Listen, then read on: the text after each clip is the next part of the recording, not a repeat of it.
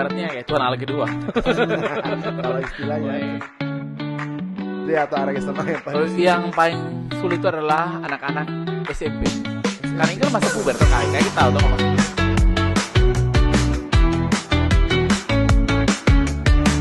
karena dunia sekarang itu adalah dunia yang serba teknologi, serba canggih, tapi tidak boleh pernah melupakan Tuhan dan selalu terbuka.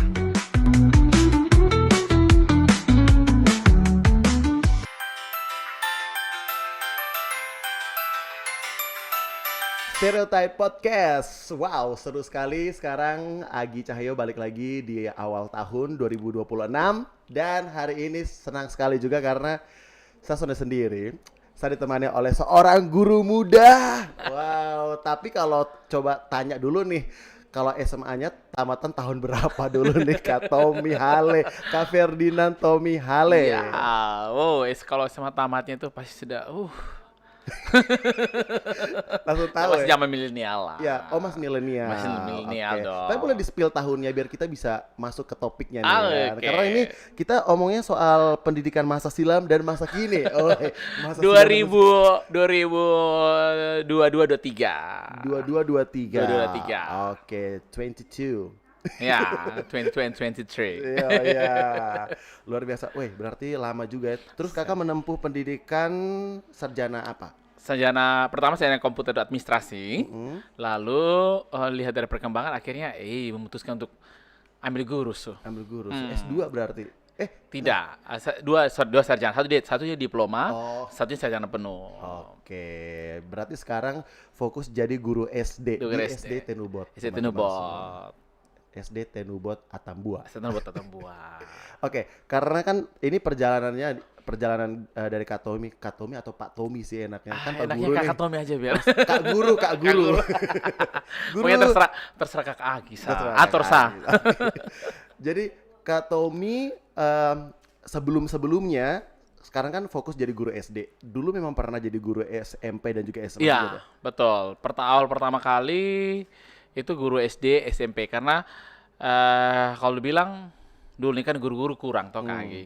Nah, guru kurang jadi kita yang mengajar di SD dibantukan di SMP juga. Makanya kombinasi saya seperti itu. Kombinasi dan pasti kayak beda-beda toh Kak. Beda-beda. Cara mendidik anak SD, SMP, SMA. Yang paling sulit Kakak, terlalu. anak SD atau anak SMA yang paling sulit? Yang paling sulit itu adalah anak-anak SMP. Karena ini kan masa puber toh Kak Agi. Kayak kita tahu toh kalau masa puber seperti apa. Wow. Di luar dugaan. Ada dugaan. Maksudnya selama ini yang saya pikir kayak yang paling susah itu anak-anak SD malah. Tidak. Sama SMA. Kok ini SMP ya? SMP. Tapi ya puji Tuhan Kak Ai, karena waktu itu tugasnya di kecamatan, itu Lesiolat. Jadi anak-anak situ kan dulu kan zaman-zaman HP ini kan belum. Iya. Jadi ya masih ya nakal-nakalnya wajar. Iya wajar. Tapi kepala sakit juga. Oh iya, dan masih belum terlalu terpengaruh dengan ini ya, kehidupan modern ya. Betul. Kalau di daerah Lagi, tuh. betul. Oke.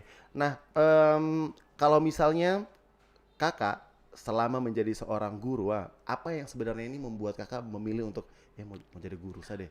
Padahal pasti kakak juga pernah punya pengalaman dulu sepanjang sekolah kayak kemana perjuangan guru. Betul gitu. sekali Kak Agi, wis. Itu kayak kemana Kak? Tapi ini flashback kembali ya. Iya, flashback. Iya, betul. Harus. Flashback kembali saya. Awal pertama sebenarnya tidak mau jadi guru Kak Agi. Sebenarnya mau jadi pegawai bank. Oh, pegawai bank. Karena cocok lagi jadi teller. karena yang sapu om kan pegawai bank BRI. Oh iya. Nah, suka sekali lihat itu pakaian rapi, berdasi dulu kan. Wah, pokoknya kayak... dulu orang-orang dulu kan kita lihat kayak necis sekali ya. Iya. Wih, kalau lihat gagah Kalau saya jadi begini pasti gagah. Tapi sapu om pas natap om dan cerita saya, pokoknya saya tidak mau saya punya anak-anak ponakan dong semua terus jadi pegawai bank. Karena resiko kita sudah ada waktu untuk keluarga toh. Oh iya. Kan tahu toh pegawai bank karena udah bekerja. Ya. Malam-malam nah. Itu sudah di bekerja karena bonusnya di akhir tahun. Nah itu pasti kita senang. Dari situ saya ini menjadi apa nih? Akhirnya setelah tamat kuliah lalu kerja di LSM dulu. Makanya namanya kita masih muda toh Kak. Waktu itu saya wisuda diploma 21 tahun. Oke. Nah, kan masih muda. Masih muda sekali ya. Darah muda Kak kita tahu. Ya, sekarang sudah 10 tahun kemudian ya, 10 tahun kemudian betul. Oke. Jadi dari situ sudah bantu-bantu ada teman minta jadi guru kayak jadi pamon begitu untuk anak-anak putus sekolah tuh jadi bagus juga ya. Akhirnya mengajar lalu bergabung dengan ini LSM UNICEF. Kami turun kan dulu masih ada UNICEF masih ada kita pun kan LSM masih ada. Jadi bantu-bantu mengajar anak camp. Oh ya sudah. Oh tertarik akhirnya sudah lanjut dan ada tawaran untuk mengajar. Waktu itu saya mengajar di Les Yolat. Ya tertarik.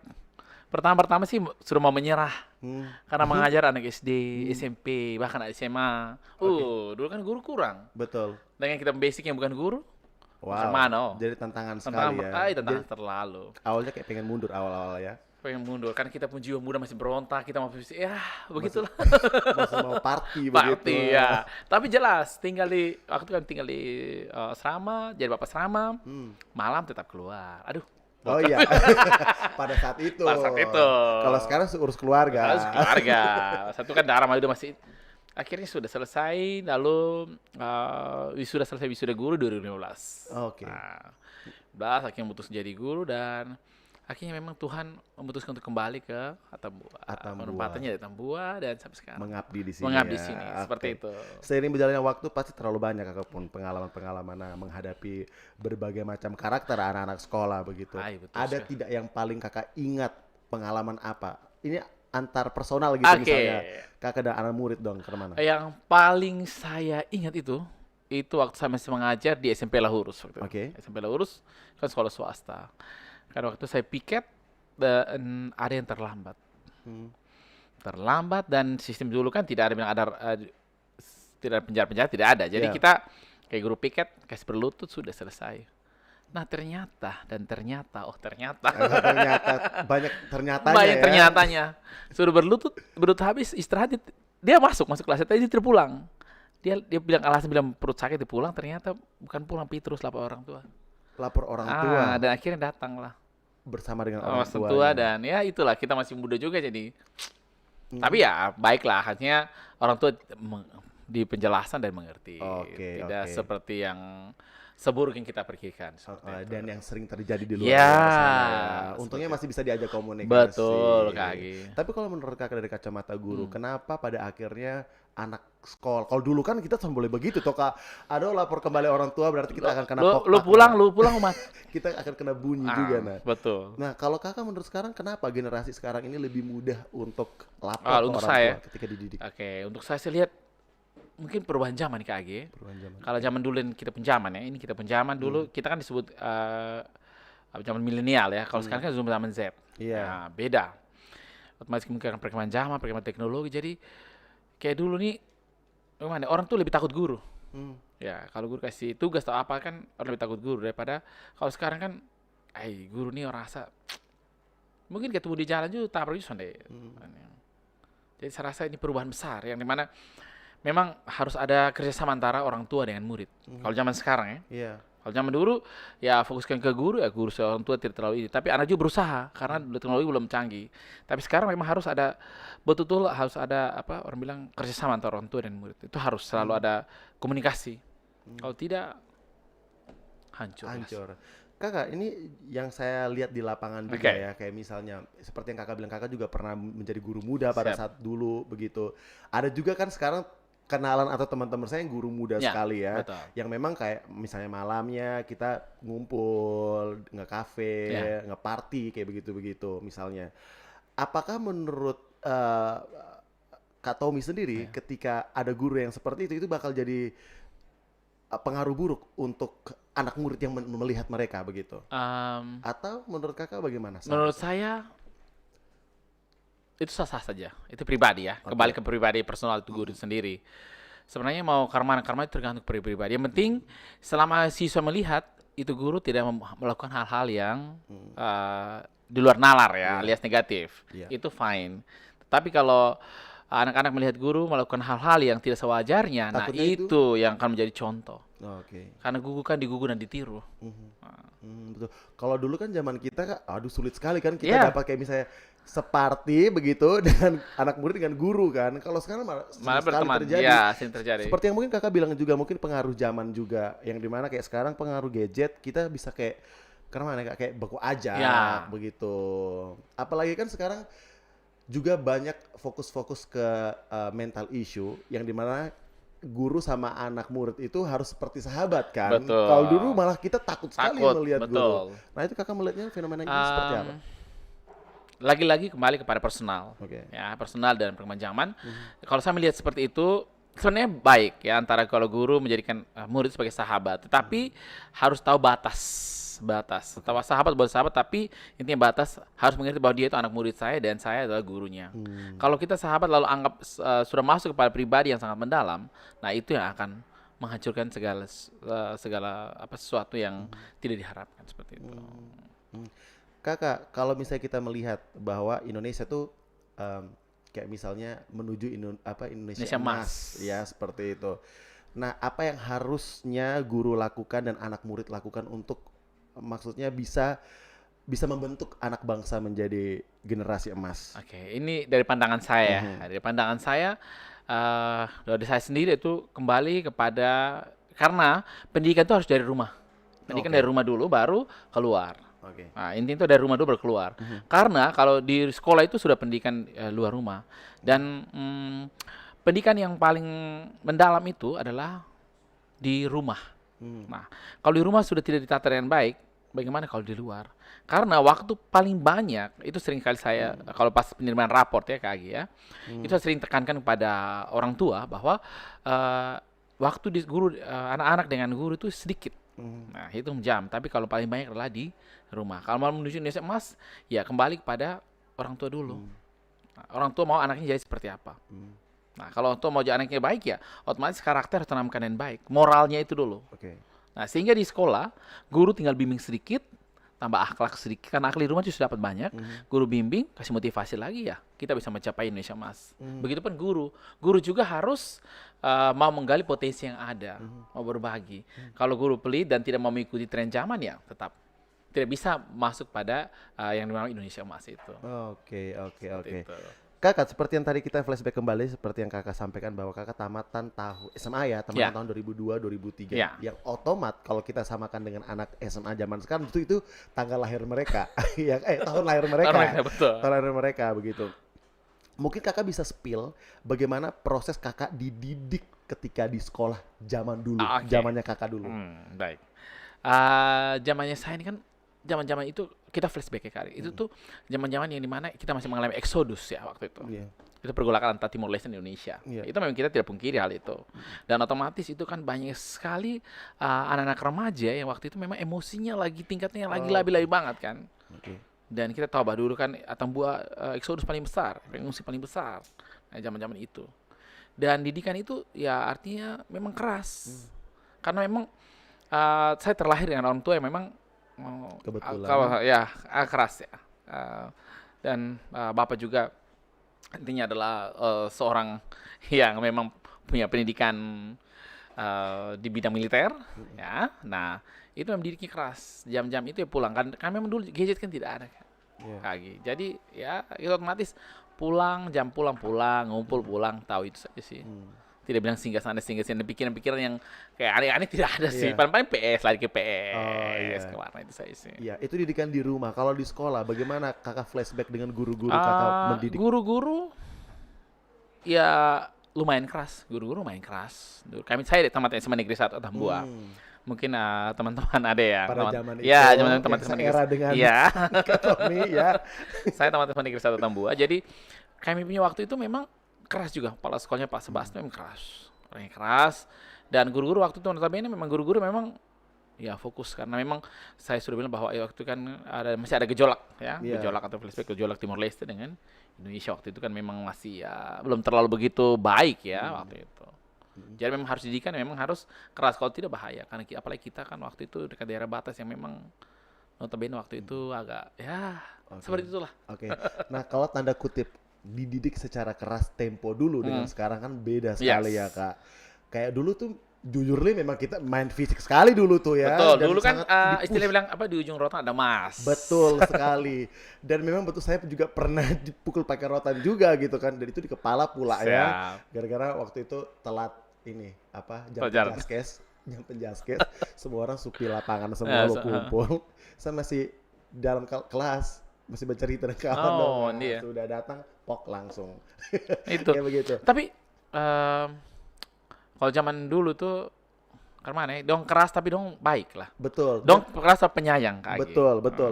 Pada akhirnya kayak itu jadi apa mendidik kita Ya, juga kan. betul. Tapi bagusnya adalah ketika sudah di luar sekolah, justru mana bapak ibu guru itu sebenarnya enak sekali untuk diajak ngobrol, misalnya untuk diajak bercerita Ya, seperti itu ya. betul. Cuma karena kita dididik di dalam sekolah itu terlalu keras versi zaman dulu, kita mendekatinya takut. Takut. Padahal sebenarnya kalau kita misalnya berani buat mendekati, orang itu Orang enak. baik, ya Guru-guru itu betul. pasti enak. Nah, pasti enak, betul. Karena memang dulu tuh guru tuh ibaratnya kayak Tuhan Allah kedua. Kalau istilahnya bisa dibilang ya. Tuhan Allah kedua. Mereka main fisik, tapi main fisik di mana? Fisiknya itu yang kayak dan kasih sayang itu. Kasih sayang, dan anak-anak terima saja karena ya kalau lulusan mau ya sudah, terserah lu. Lu masuk sekolah atau tidak. Dulu kan kalau surat panggilan SP kalau sekolah 1 kali itu 2 kali, oh lu bahaya itu. Takut sekali itu. Kan dulu apalagi kalau sekolah-sekolah kan SMA negeri, itu kan sekolah-sekolah yang dimana ya kalau dibilang sekolah-sekolah unggulan. Betul. Kadang juga tidak jarang ya, itu kita malah panggil kakak-kakak gang Iya.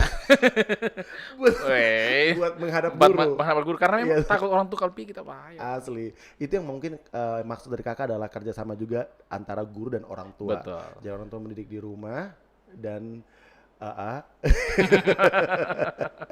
guru mendidik di sekolah ya. Ya. Jadi kayak ya sudah kalau kita mau larinya ke orang tua tetap akan sama didikannya dengan guru di sekolah.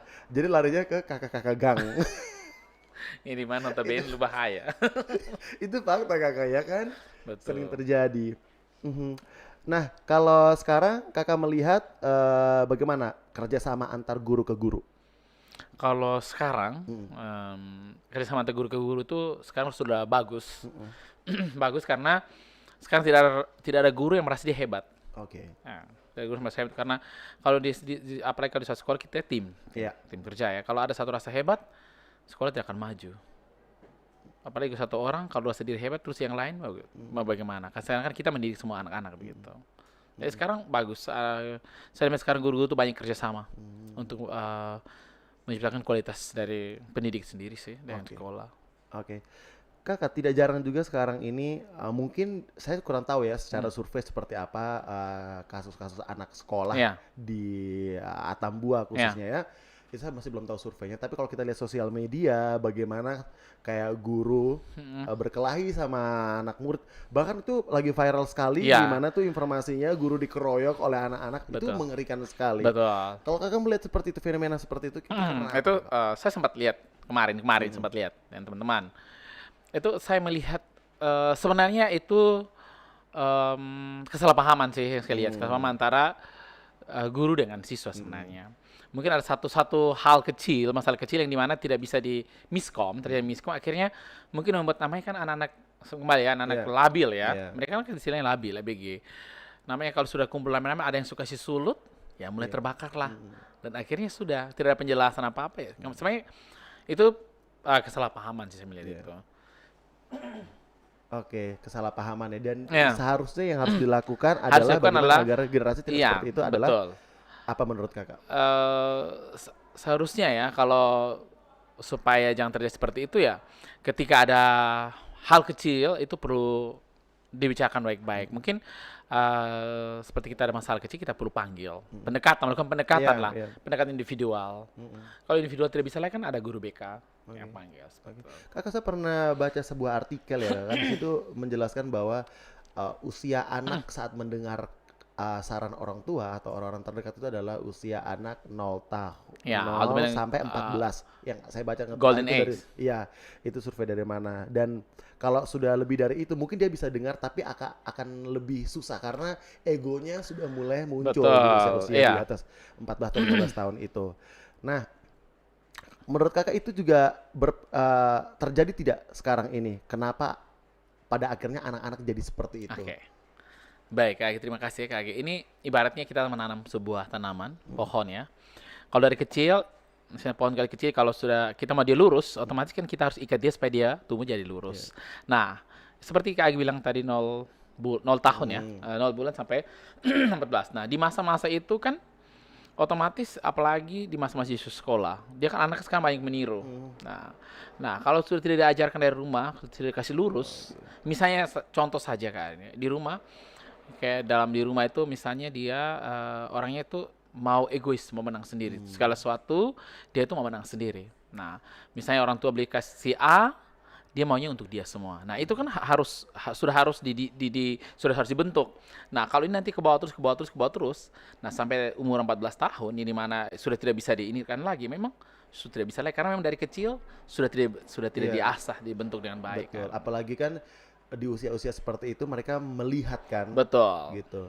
Ada juga ungkapan kalau anak kecil itu mereka itu bukan pendengar yang baik, tapi mereka peniru yang unggul. Betul. Jadi ketika misalnya mereka melihat sesuatu yang sering terjadi di rumah, pasti kalau misalnya kita salah ya dalam entah memperlakukan misalnya istri ke suami, Ya, suami ke istri betul. begitu dan mereka melihat, pasti mereka akan meniru. Betul. Itu saya pengalaman di pribadi saya sekarang ya. Oke. Anak buah kan sekarang sering-sering. Anak buah Iya. sekarang kan umur 2 tahun 3 bulan. Oke. Nah, ini umur-umur yang dimana golden age, memang Betul. meniru. Betul. Nah, ketika dia bermain dengan dia sepupunya, dalam tanda petik, berbicara bahasa yang tidak Iya. bagus, Ah. nah, ketika kami ke rumah, dia akan meniru bahasa yang itu. Asli. Asli, itu kan terjadi asli. Dan saya langsung ya kita kan orang tua mengerti ya, jadi langsung di ini. Jadi dia suruh makasih lupa dia dengan bahasa itu. Nah, triknya seperti apa ya kembali pada orang tua sendiri. Oke, dan lingkungan juga Iya, ya. lingkungan sangat berpengaruh kan. Iya, kadang juga kayak orang tua suka melepas kayak ada sepupunya yang berkata kotor, ya sudahlah namanya juga anak kecil. Iya, belajar begitu. bicara karena yang belajar bicara bentuk temannya tidak boleh. Tidak boleh ya. Tidak boleh kan. Jadi harus betul-betul harus diskak tuh. Iya, Tidak boleh. tapi artinya didikannya membahasakannya harus bahasa anak-anak. Iya, betul. Baik, baik, baik. Dan kakak, kalau misalnya kakak sekarang ini banyak hal yang sudah kak lewati menjadi seorang guru, ada tidak momen-momen yang buat kakak terharu juga? Ini kita lihat tadi kan kita lihat dari yang buruk-buruk nih. Ya, ada tidak hal-hal yang justru dari anak sekolah itu ada hal-hal yang kakak terenyuh gitu hatinya kayak wow ternyata mereka masih muda tapi mereka bisa melakukan hal-hal baik juga. Iya, Gitu. betul. Yang sampai sekarang terharu itu adalah, rasa kayak tua sekali ya. Anak-anak anak di saya itu sekarang ada yang jadi pastor, jadi suster. Karena waktu memang saya mengajar masih umur muda sekali ya. Jadi pastor, suster. Ketika saya menghadiri sebuah acara dan berdiri ke acara gereja dan mereka memimpin misa itu kerasa wow gitu. Nah, ada yang jadi polisi terus mereka di depan orang mereka masih ingat kita. Salim atau itu guru kayak itu yang rasa ternyata mereka masih ingat itu kebaikan gitu. Seperti itu sih. Itu saja yang bikin terharu Iya, ya. sampai Maksudnya sekarang. ketika anak didik kita bisa menjadi seseorang yang Iya, sukses, dan dia tidak melupakan kita. betul.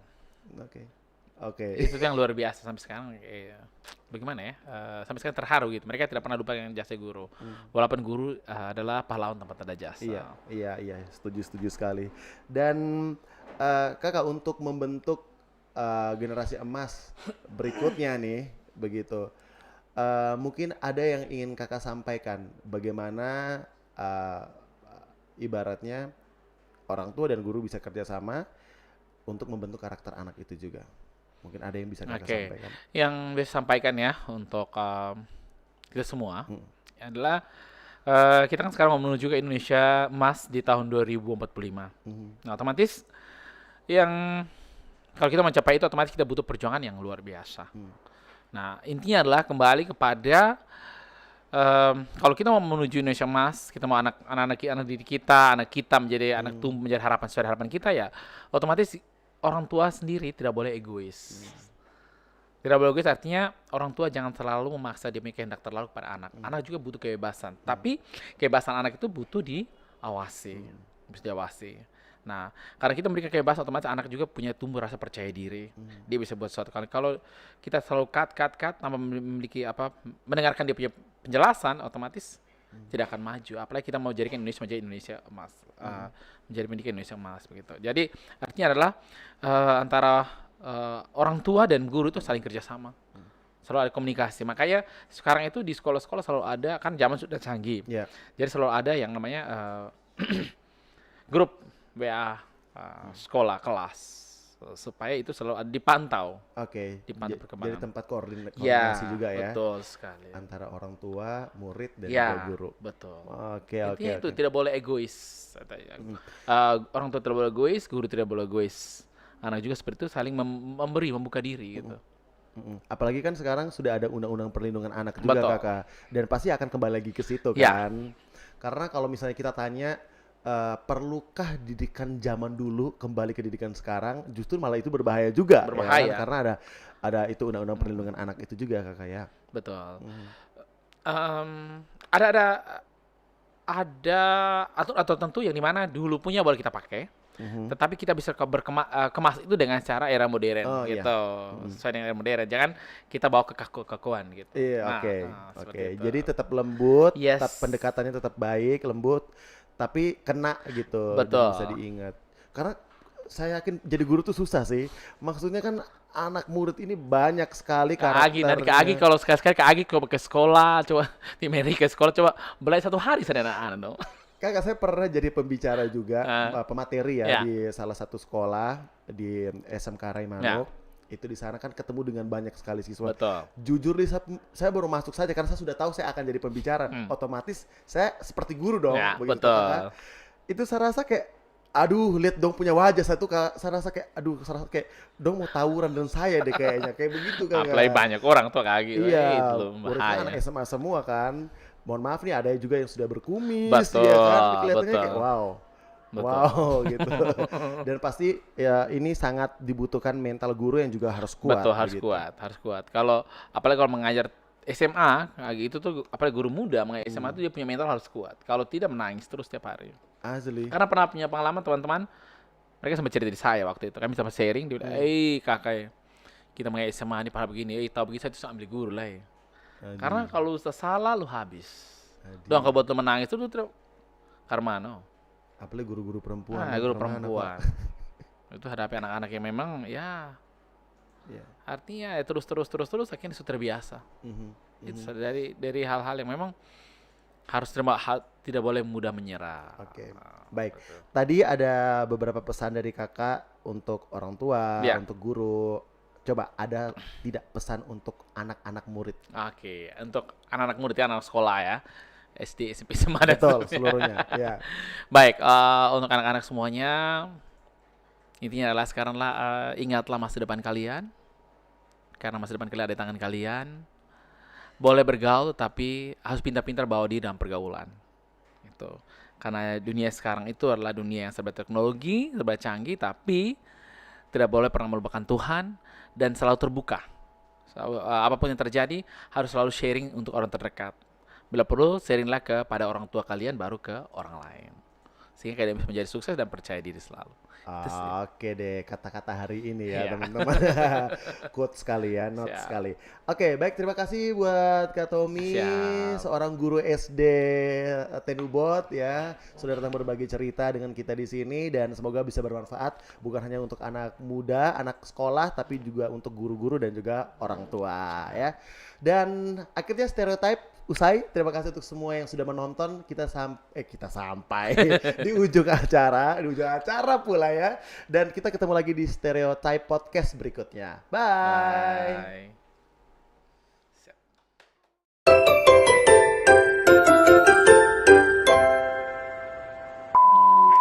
Guru tuh ibaratnya kayak Tuhan Allah kedua. Kalau istilahnya dia atau anak SMA yang paling Terus yang paling sulit itu adalah anak-anak SMP. Karena ini kan masa puber tuh kayak kita tahu dong apa.